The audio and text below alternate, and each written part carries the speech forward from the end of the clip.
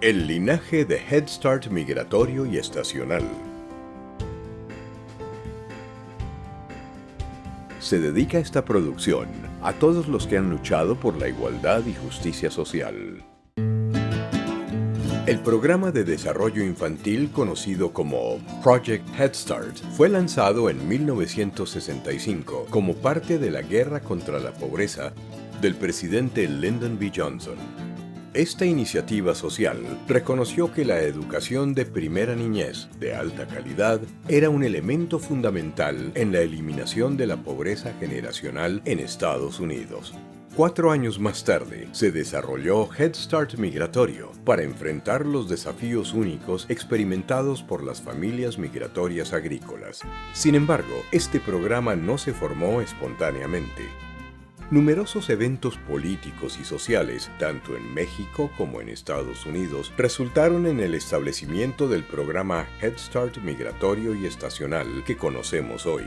Muchos latinos residentes de Estados Unidos han aprendido poco sobre su historia, igual que las comunidades de color, la comunidad gay, lesbiana, bisexual y transgénera, las mujeres y otros grupos privados y estigmatizados. Los latinos han quedado fuera de la historia que se transmite en las aulas, las familias y la sociedad en conjunto. El linaje de los latinos en Estados Unidos remonta a una edad cuando México era una civilización altamente avanzada. El arte y la arquitectura eran muy desarrolladas, y los valores de la sociedad no permitían el hambre o la falta de vivienda entre su gente. El concepto de la propiedad privada no existía, y la tierra y sus riquezas pertenecían al pueblo. En las sociedades ancianas de México, la gente valorizaba la cooperación sobre la competencia. A principios de los años 1500, México empezó a cambiar cuando los españoles llegaron y se apoderaron del oro, la tierra y la gente. Los indígenas aztecas resistían a los invasores, pero al fin fracasaron cuando murieron millones por las enfermedades y las balas europeas. Para la conquista española de 1521, había surgido un pueblo nuevo al nacer niños de padres españoles y madres indígenas. Por los próximos 300 años, los españoles continuaron conquistando y esclavizando al pueblo indígena. Ellos, junto a otros países como Francia, continuaban su búsqueda de oro, exploraban regiones tales como Nuevo México y Texas, y reclamaron la tierra como suya. Los comerciantes y los cazadores también llegaron, y finalmente España estableció un sistema de misiones católicas para colonizar la costa de California. En 1821, la Guerra de Independencia Mexicana puso fin al gobierno español y México se convirtió en un país independiente. Más tarde, en 1865, la victoria del norte en la Guerra Civil de Estados Unidos dejó a los empresarios industriales con gran poder. Sus contratos durante la guerra les dejaron con enormes ganancias que invertían en ferrocarriles, minas y ranchos. La mano de obra barata era necesaria, y las condiciones desfavorables en México impulsaban a los obreros hacia el norte en búsqueda de este trabajo difícil y de bajo sueldo. Los mexicanos ayudaban a construir un imperio económico y una infraestructura que valía miles de millones, pero era controlado por la élite económica. A fines de 1800 y principios de 1900, la insatisfacción sobre las condiciones laborales y los sueldos bajos conducía a huelgas por trabajadores de ferrocarriles, operadores de tranvías, mineros y trabajadores agrícolas. En 1914, 12,000 trabajadores mineros hicieron huelga contra la Colorado Fuel and Iron Company, una empresa de Rockefeller, buscando mejores condiciones, sueldos más altos y reconocimiento de sindicatos. La huelga resultó en la masacre de Ludlow, un suplicio de 14 horas, durante el cual 18 personas fueron muertas, la mitad de ellos latinos, y niños, algunos de ellos de apenas 3 meses de edad. La Revolución Mexicana llevó a una constitución nueva en 1917, y aunque era progresiva en muchas maneras, los ricos al fin restauraron su control. Como resultado, millones de mexicanos agrícolas no podían ganarse la vida y se mudaban a los barrios bajos rurales y urbanos de los Estados Unidos. Muchos de estos mexicanos construían los ferrocarriles, formando un 70 a 90% del personal ferrocarrilero en el oeste. Más tarde, muchos se mudaron al este para completar los ferrocarriles en el país entero. En el suroeste, los mexicanos minaban metales y depósitos minerales, y cientos de ellos fueron traídos a Pensilvania bajo contrato con la Bethlehem Steel Company. Otros trabajaban en las empacadoras de carne y los campos agrícolas. Los sueldos bajos, las condiciones poco satisfactorias de vivienda, el racismo y la explotación eran experiencias comunes que impulsaron a huelgas para sueldos más altos y tratamiento justo. Los mexicanos y estadounidenses de descendencia mexicana luchaban y morían junto a otros pueblos marginalizados en estas huelgas, y fueron tildados de extranjeros y les echaron la culpa de las crisis económicas. Sin embargo, este activismo temprano sentaría una base imprescindible para el trabajo futuro en derechos civiles.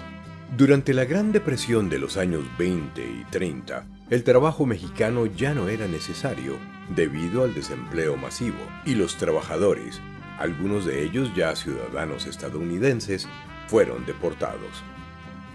De la misma manera que hoy, la culpa de la crisis económica le fue echada principalmente a los trabajadores indocumentados de México y a los pobres. Más tarde, cuando millones de tropas fueron enviadas al exterior para luchar en la Segunda Guerra Mundial, la reducción en los obreros disponibles impulsó al gobierno de Estados Unidos a buscar trabajadores del otro lado de la frontera. El programa Bracero, o trabajo manual, entró en vigencia y trajo a 50,000 trabajadores agrícolas y 75,000 trabajadores ferrocarrileros a Estados Unidos. Mientras muchos latinos se mudaron a las ciudades para aceptar el trabajo industrial, más de 500,000 de ellos fueron a luchar en la Segunda Guerra Mundial, principalmente como soldados de infantería en el Pacífico, al norte de África, Sicilia, Francia y Alemania. Se les decía que luchaban por la democracia, pero al fin de la guerra, ellos, junto a otras minorías, volvieron a Estados Unidos para enfrentar la discriminación continuada en el país cuya protección habían defendido. Los años 1960 vieron la fusión de movimientos de derechos civiles y sociales en los Estados Unidos. Los latinos, junto con otras personas de color, se unían con los blancos, las mujeres, la comunidad LGBT y activistas de las comunidades marginalizadas para abogar por la justicia social. En 1962, más de 100 años de activismo habían creado el marco idóneo para el establecimiento por César Chávez, Dolores Huerta y el organizador filipino Larry Itliong del United Farm Workers of America en apoyo de los derechos de los trabajadores. En 1964 se vieron protestas contra la guerra en Vietnam y durante el mismo año se aprobó la Ley de Derechos Civiles en un esfuerzo por terminar la discriminación legal basada en raza, color, religión, sexo u origen nacional. Y en 1968 se aprobó la Ley de Derechos Civiles de los Indios, los que ofrecían la mayoría de las garantías de la Declaración de Derechos a las Tribus Indígenas. En los años 60, los grupos marginalizados, juntos e individualmente, luchaban por la dignidad y la igualdad en las políticas públicas, la educación y la sociedad en conjunto. El activismo latino y chicano fue fortalecido por la lucha continua de los derechos civiles, y después de una larga historia de asimilación forzada en la sociedad blanca, la década le permitió a los latinos atrevidos a abrazar sus identidades culturales tradicionales y a abogar por sus comunidades. Desde el primer contacto con los españoles en los años 1500 hasta la batalla por los derechos civiles en los años 60, más de 400 años de lucha han culminado en un clima social y emocional, listo para adoptar programas que apoyen a mexicanos y latinos. Establecida esta base, un grupo pequeño de tejanos crearon un programa de desarrollo infantil que cambia vidas y que servía a trabajadores agrícolas migratorios que vivían en la pobreza. Establecido en 1969, ese programa se convirtió en Head Start migratorio y estacional. Hoy, el programa opera en el país entero para servir a miles de niños y familias cada año, con servicios fundamentales de preparación escolar, salud, nutrición, salud mental, discapacidad e involucramiento de las familias.